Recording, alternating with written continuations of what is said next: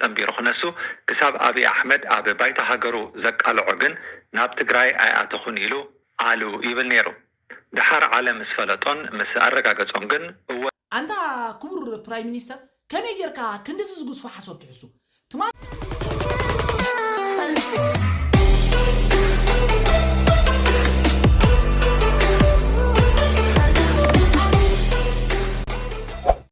زين أي بحر حتى من علو مس إزاي أفرق زبا أسن مخنيات تاينيرو مسيلكم إتي سراويت إرترا أبشرة مجمرة مساعته جزاوت خفرسن سبعة قتلين جنبيرو نحنا دما عقدة فينا يو إزبل وا أنت كبر برايم مينيستر كم يجركا كندز زوج فحصو تحسو تمالي دو نعنا زدحنا سراويت إرترايو سراويت إرترا كدان هيبنا سراويت إرترا كابس أجم أوتينا إلكادو تزارب أين بركان زبل حتاتي نبرايم مينيستر أبي كحتو يقبع سلازي انت يخبر زفتن زولو برايم مينيستر أبي كتسي لك قلتو ايه نتزبولو قدم كبروهي سلازي بمقتصال أب أخصم سريقو قتيلو شعون أب كبابيتات تقرايون كومو خبر جميرو نحنا دما نمقالة خيد مسبلة نمقالة زدحان كوا آني ايه مخنياتو نسراويت إيرترا نمقالة خيد خيدي لي يويلو بمجمرة سراويت إيرترا نمقالة خيد دلينيرو انتزغو نايبا حكي ازي نغزا والتهدراتهم رؤسهم كدحن زيك على أبي أحمد نايبا حكي دي نسراويت شعبيا ويكا نسراويت إيرترا نمقالة نخيعاتو خلكيلو زبل قزيف حطو كقمت يقبع مبارنتا يزقبر زولو with all due respect برايم مينيستر أبي أحمد تحسو يخا زلخا حصوت بحصوتو قزيف حصوت يخا تحسو زلخا سراويت إيرترا نمقالة خاعتو دلينيرو انت زخون نسخا كتكلكلو عقمينا بركا ولا أنا وقك نعطي ناختبل لغريخا وال وقك كتو يكاد نيرو يخون قن كتكلكلو عقمينا بركا سلازي اتنمقالة أدحنا يا زبالكايو بمسرطو جيجاي بمجمرة نايتو خوينات عدما زقبر كالنا بعل خايخا كجمرن كلو 1 مليون حزبي 1.5 مليون حزبي تግራይ بدرون زهلقا نسخان بر نحنا يكونن سلازي you have to understand this እዚ ነገር እዚ بعل خا زقبركايو نحنا يقبرنا حزبي ኤርትራ يقبرن سلازي እታ መባኣሲትሲ ንህዝቢ ትግራይ ከጽኑ ተደለሉ ኢሳያስ ሞ ኣነ خطፎ ኢሉ ሞ ኣነ خا يتطفئني خايለዮ እዩ ብዛዕባ ፕሬዝዳንት ኢሳያስ አፈወርቂ ንህዝቢ ትግራይ ከጥፎ ይደልን አይደልን ከም ዘለዎ ኣብ ምልክት ሕቶ ኣቀሚጥና ናይ በሐቂ ፕራይም ሚኒስተር አቢ ንህዝቢ ትግራይ ሓሊኻሉ ማለት ዲ ንህዝቢ ትግራይ ተኻላኺልካሉ ማለት ዲ you kidding me right ፕራይም ሚኒስተር ትላገጽ ሊኻ ዘለኻ እዚ ፈጽም ብጥዕና ክትብሎ ትኽእል ነገር ኣይኮነን 1.5 ሚሊዮን ህዝቢ ብድሮን ከም ዘለካ ረሲዕካ ዲኻ ሶ ሕጂ ካባ ጽድቅ ተኸዲንካ ጻዕዳ ሻሽ ጌርካስ ኣነ አይነት ህዝቢ ትግራይ ኣድሒነዮ ክትብለና ኣብ ቅድሚ ዓለም ዓይንና ክደፍነና ዓይንኻ ብጮው ሓጺምካ واو كم برايم مينيستر أبي أحمد كم زي عينت جزيف حزوت أب تاريخ إثيوبيا من البات كبروسهم كسبري خير بي كيرفول كتحسون قال لك تذكروا حسوت حسو أبز حلف زبالك أيو كتذكروا لك بما قد نمن تايو برايم مينيستر أبي أحمد أبز جيزي نزنا جرزوز بلو زلو انت هوينو أبز حلف حموش أحمد نسراويت إرتراهم زي ولا وين كم كارتا مت على حزوات أني إحنا زيا أبز خلو سعودي بنا بريزنت إسياس أفوركي بسنك فشول مريح النتو بسنك زي قرعي دبلوماسيو بسنكت بزي فقدنا ها حاليلو خم أدجي نابزخونا زقتونا قدقادات ازي فشلت ازي زقات أما ازي ناي عدنا بريزنت إسياس أفوركي بخحدة هاجر كخصص على زبلوكم كل جزي حدا خافت نجر ازيو إسياس أفوركي زخلو خيلي فشلو سلازخونا خا أبي أحمد نسراويتنا بجبن بسرق انكخصص يوت أوت قالو مالتي مخنياتو بريزنت إسياس أفوركي بزي فقاد حزبي بزي بايتو بزي حقي بزي بارلاما بزي فقاد نتاجرو نسراويتنا نبي إثيوبيا سريدو كساب حجي دما مسواعتنا اي سراويتنا ايتنغرن دلو اديتات كبدن حقيفن مسواعت دقن يزصبيا زلوا بريزنت إسياس أفوركي نزه حزبي بتداغاغام بخدعات سلازخدعو كخصص طرح يزلو نا بيت فرد دما كقرب يغبوي بتريزن مخنياتو نزا هاجر زيان عقم سبان بزي زخونه يكون وعل نبي إثيوبياتنا اموداتا دما نهل برايم مينيستر ابي احمد بسرقن مقتالن يخسنا ويوت مال خدان زخدنا يو بسرق خسنا له نمن خسلو نسراويت إيرترا سلازي ازين بعلو ذكر صعيبلون اتم ناي إسياس ጫማቱ ልሕሱ እዚያ ኣብ ልቦም ሓዝዋ ይኹም ብምቕጻል ፕራይም ሚኒስተር አቢ አሕመድ ነዚ ጉዳይ ዝን ምንታይ ምጽዮ ሲምፕል እዩ ህዝቢ ኤርትራን ህዝቢ ትግራይ ኣብዚ ለንቀነ ዝካየደሉ ናይ ጽምዶ ጽቡቕ ዝኾነ ምቅራባት ዝገበረ ይመስል ኣብ ውሽጡ ዝነበረ ቂምታ ድማ በብቁሩብ ዝነፍሰሉ ዘሎ ይመስል እዚ ማለት ግን ህዝቢ ትግራይ ይኹን ህዝቢ ኤርትራ ብኽልቲኦም መንግስታት ኣብ ልዕሊኡ ብዝተኸፍተ ኩናት ዝወረደ ዕንወት ዝሕተተሉ ኣካል ኣይክህሉኒ ማለት ግን ኣይኮነን ህዝቢ ትግራይ ዝበደልናዮ ነገር እንተሎ ኣፍታፍታዊት ኤርትራ ክንኩሕሶ ድልዋት ኢና ህዝቢ ትግራይ ድማ ንዓና ዝበደለና ነገር እንተሎ ድማ ክንሓቶ ምዃንና ክዝንጋዕ ይግባል ብምቕጻል ግን ህዝቢ ኤርትራን ህዝቢ ትግራይን በዚ ናይ ኣብይ ኣሕመድ ሓደገኛ ዘረባ ቂም ክሕዙን ክጻልኡን እሞ ኣብ ኩናት ንኽነብሩ ኣብይ ኣሕመድ ዝወርወሮ ዘረባ እዩ እዚ ዘረባ እዚ ነዞም ናይ ነዊሕ ዓመት ተመክሮ ፖለቲካ ዘለዎም ነዞም ናይ ነዊሕ እዋን ናይ ኩናትን ናይ ሽርሕን ፖለቲካ ዝፈጠሱ ህዝብታት ናይ ብሓቂ ክዕሽዎም ይኽእል ኢልካ ምሕሳብ ኪኖ የዋህነት ካልእ ክበሃል ኣይክእልን ስለዚ የዋህ ፕራይም ሚኒስተር ኣብይ ኣሕመድ ድሕሪ ዝኩሉ ዓመታት ንህዝቢ ትግራይ ምጭፍጫፍካ ድሕሪ ዝኩሉ እዋን ባጀት ምኽላእካ ድሕሪ ዝኩሉ ኣብ ማዓስከር ኣብ ፈቆዶ ማዓስከር ተደርቢ ዘሎ ህዝቢ ትግራይ ሃንደበት ሓላይን ጻድቕን ኮንካ መንገብገብ ኣውፅእ ኣለኹም ወረኣዩኒ ኣነ ከድሕነኩም እየ ክትብል ንማንም ከተዕሹ ትኽእል ኢኻ እዚ ኣማን እዚ ህዝቢ እዚ ንሰይጣን ብፍርዩ እዩ ዘለልዮ ስለዚ ጻዕዳ ካባ ተኸዲኑ ከደናግሮ ዝኽእል ሰይጣን የለን ምክንያቱ ንዘመናት ኣማን ዝነበረ ህዝቢ እዩ እምነቱ ድማ ካብ ኩሎም ሰይጣውንቲ እዩ ዘልሕኖ ስለዚ እቲ ናይ ሰይጣን ባህሪኻ ሓቢእካ ጻዕዳ ካባ ለቢስካ ሕጂ ጻድቕ ጻድቕ ክትፃወት ምፍታን ትርጉም ዘለዎ ነገር ኣይኮነን ብምቕጻል ንህዝቢ ኤርትራን ህዝቢ ትግራይን ክብሎ ዝደሊ እዚ ኣብ መንጎ ህዝቢ ትግራይን ህዝቢ ኤርትራን ዋላኮ ሙሉ ብሙሉ ንሕጎሰሉ ኣይኹን ግን ብኸፊል ተጀሚሩ ዘሎ ናይ ሰላም ሃዋሁ ወይ እውን ክቕፅል ዘለዎ ንምኹላፍ ፕራይም ሚኒስተር ኣብይ ኣሕመድ ኣብ ዝነበረ ነይሩ ሎሚ መፂኡ ሰራዊት ኤርትራ ቀቲልኩም ሓሪድኩም ባ ኣነ ኣድሒነኩም ባ ክብል ይፍትና ኣሎ እቲ ኣርሒቑ ዝጥምትን ጎረቤት ዝኾነ ሓው ህዝቢ ትግራይን ድማ ነዚ ነገር እዚ ዕሚቑ ክሪኦን ኣርሒቑ ክጥምትን ይግባእ ፕራይም ሚኒስተር ኣብይ ኣሕመድ ዝህቦ ዘለዎም ዘረባታት ኪንዮ ጽልኢ ተኺልካ ነዚ ዞባ ናብ ኩናት ሓድሕድ ምእታው ካልእ ዕላማ የብሉን ንሓድሕድና ንትግራይን ኤርትራን ኣዋጊእካ ናይ ኩሽ ወይ ከዓ እዚ ናይ መን ኢኻ ናይ ኦሮሞ ስልጣን ክፈጠረ ዝብል ዘሎ ፕራይም ሚኒስተር ኣብይ ኣሕመድ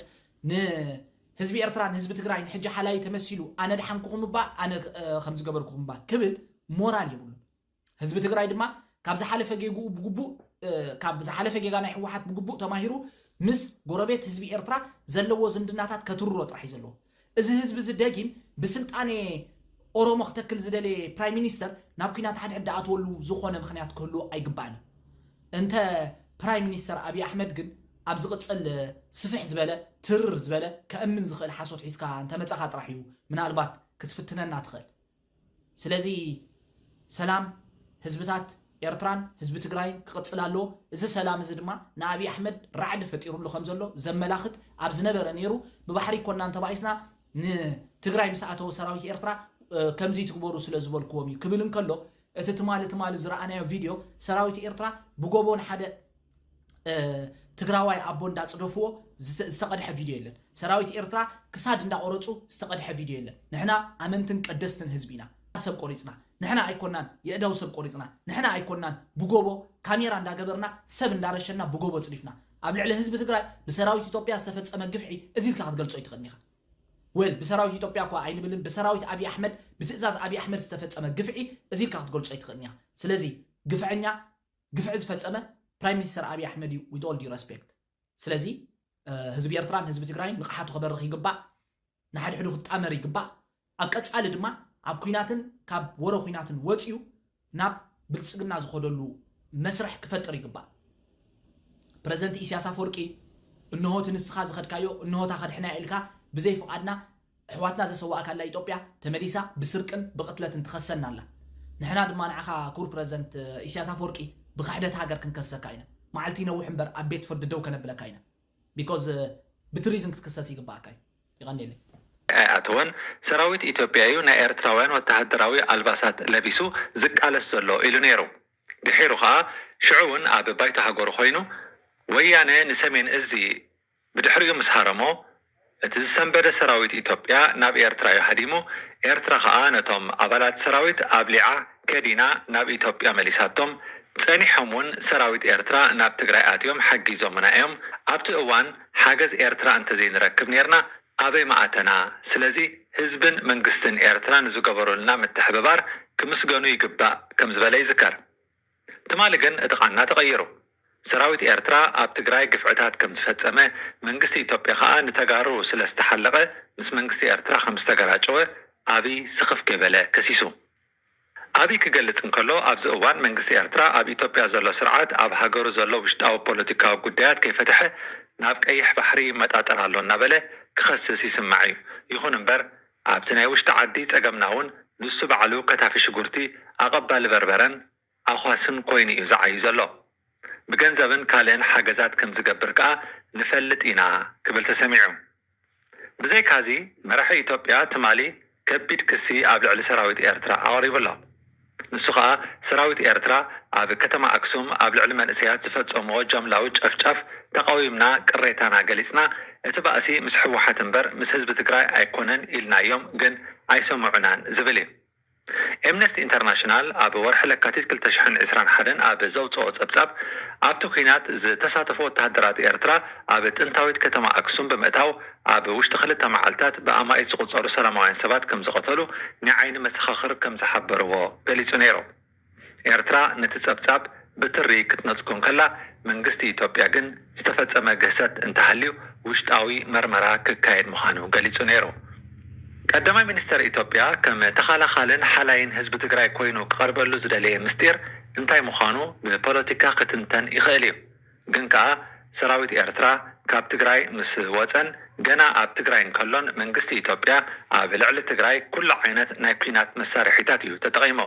እዚ ማለት ንባንክታት ዓፅዩ ሓይሊ መብራህቲ፣ ኢንተርኔት፣ መጓዓዝያ ደው ኣቢሉ እኽልን ነዳድን ከይኣቱ ኣጊዱ ኮታስ ነቲ ተጋሩ ክባን ዕፅዋን ኢሎም ዝገልጽዎ ኩነታት ከም ዝፍጠር ገይሩ እዩ።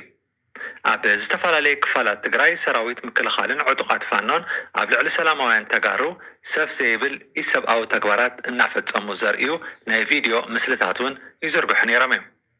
ኣብይ ኣብ ከተማ መቐለ ዝፈረሰ ገዛ ኣይነበረን፣ ሻዕብያ ናብ መቐለ ኣትዩ ከይዕኑ ምእንቲ ሓልዮት ተጋሩ ስለ ዘለና ኣብ ውቕሮ ንኽጸንሕ ኢና ጌርና እኳ እንተበለ ኣብይ ባዕሉ ግን ኣብ መቐለ ናይ ከቢድ ብረትን ናይ ነፈርትን ደብዳባት ኣካይድ እዩ። ኣብ ባይቶ ሃገሩ እውን ንመቐለ ናብ በሻሻ ቀየርናያ ኢና ክብል መስኪሩ ነይሩ እዩ። በሻሻ ማለት ኣብይ ኣሕመድ ተወሊዱ ዝዓበየላ ንእሽተይ ገጠር ማለት እያ። ስለዚ መቐለ እቲ ዓባይ ርእሰ ከተማ ትግራይ ናብ በሻሻ ተቐየራ ማለት ካብ ከተማ ናብ ገጠር ንኢሳ ማለት እዩ። ትርጉም ዘይብላ ከተማ ኮይና ከም ማለት እዩ። ብምኽንያት ኩናት ትግራይ ኣብይ ኣሕመድ ጥራሕ ኣይኮነን ተለዋዋጢ መደረታት ዘስምዕ ስርዓት ህግደፍ እውን ዓበይቲ ሓሶታት ኣጋዊሑ እዩ። ንኣብነት ኩናት ትግራይ ብሃንደበት ኣይጀመረን። ኣብይን ኢሳያስን ኮፍ ኢሎም ተማኺሮም መን እንታይ ይገብር ብየን ይኣቱ ብየን ይወፅእ ተላዚቦም መዓልቲ ቆፂሮም እዮም ጀሚሮሞ። ስለዚ እቲ ኩናት ከም ዝመፅእ ንፈልጥ ኣይነበርናን። ወያነ ሃንደበትን ሰራዊት ሰሜን እዚ ምስ ሃረመ እዩ ኩናት ተወሊዑ ዝበሃል ፅውፅዋይ ሓሶት ምንባሩ ርዱ እዩ። ብወገን ኤርትራ ስርዓት ህግደፍ ናብ ኩናት ትግራይ ብእዋኑ ተጸንቢሩ ክነሱ ክሳብ ኣብይ ኣሕመድ ኣብ ባይቶ ሃገሩ ዘቃልዖ ግን ናብ ትግራይ ኣይኣተኹን ኢሉ ኣሉ ይብል ነይሩ። ድሓር ዓለም ምስ ፈለጦን ምስ ኣረጋገጾም ግን እወ ኣቲኤ ምኽንያት መእተውየይ ከዓ ወያነ ሮኬት ስለዝተኮሰለ እዩ ክብል ተኣሚኑ። እቲ ብክልቲኦም ወገን ዝቐርብ ክስታት በብእዋኑ ዝቀያየር እዩ። ሎሚ ግን እዋን ምጥልላም ስለ ዝኾነ ነቲ ግፍዕታት ካሃድምሉ ይረኣዩ ኣለዉ። ኣብ እዋኑ ነቲ ግፍዕታት ይሸፋፍንዎ እዮም ነይሮም። ኣብይ ኣሕመድ ቀቅድሚ ኩናት ትግራይ ብትግርኛ ኣብ ዝሃቦ ቃለ መሕትት መንግስቲ ኤርትራ ናይ ሰላም ሓዋርያ እዩ፣ ዓለም ሙሉእ ከም ደላይ ሰላም እዩ ዝፈልጦ ኢሉ ነይሩ። ሕጂ ህዝቢ ነየናይ ከም ዝኣምንን እንታይ ክሕዝ ከም ዘለዎን ድንግርግር ኢልዎ ኣሎ። ኣብ ኩናት ትግራይ ብርግጽ ገበናት ኩናት ተፈጺሞም እዮም። መን ፈጺምዎም? ኣይናይ ኣካል ኣበይ እንታይ ገይሩ ኩሉ ተጸኒዑ ብጭብጢ ኣብ ቤት ፍርዲ ብይን ክወሃቦ ዘለዎን ፈጸምቱ ከዓ ክቕጽዑ ዘለዎምን እዮም። ገሰት ኣንጻር ሰብኣውነት ጆኖሳይድን ገበናት ኩናትን ኣብ ዓለምና እቶም ዝኸፍኡ ዓበይቲ ገበናት እዮም። ንትግራይ ይመርሕ ዝብል ኣካል ቀዳምነት ክገብሮ ዝነበሮ እምበኣር ካብ ምስ ቀተልቱ ዝመሓዞ ንፈጸምቲ ገበን ናብ ሕጊ ከቕርብ እዩ ነይርዎ። ንነገሩ ዓለም ወላ እውን ሕወሓት ገበናት ኩናት ከም ዝፈጸመ እያ ትኣምን። ስለዚ ተለኻኸሚ ክኸውን ጌታቸው ረዳ ዝበዝሐ ክፋሉ ሻዕብያ እዩ ፈጺምዎ ይብል። ኣብይ ሰራዊት ኤርትራ እዩ ሰሪሕዎ ይብል። ብወገን ትግራይ ኣብዚ እዋን ንጽምዶ ከሳሲዩ ዝደልዩ ወገናት ንተግባራት ህግደፍ ከልዕልዎ ኣይደልዩን። ኩሉ ነገር ሕልኽልኽ ዝበለ እዩ። ናይ ዓሚ ማልያታት ሎሚ ብሓደ የለውን። ሜዳ ተቐያይሮም ኣብ ካልእ ፀወታ እዮም ዘለዉ። ሓቂ ግን ንዘለኣለም ኣይክጠፍእን እያ። ሰረቕቲ ክመቐሉ እንከለዉ ይጻልኡ ከም ዝበሃል ናይ ኣብይን ኢሳያስን ጉዳይ ከዓ ከምኣ ኮይና ኣላ። ዝኾነ ኣካል ከብዶም ከይረገጾም ንሓድሕዶም ምስጢራቶም ይወጻጽኡ ኣለዉ። ናይ ኣብይ ኣሕመድ ናይ ትማሊ ውዕሎ ግን ንኹሉ ምድሪ ኤርትራን ኢትዮጵያን ዘስተመመ እዩ ነይሩ። ኣብይ ሓላይ ህዝቢ ትግራይ ኮይኑ ዝቐርበሉ ንምእንቲ ትግራይ ክብል ብሻዕብያ ዝጸላኣሉ ፍሉይ ናይ ቲያትር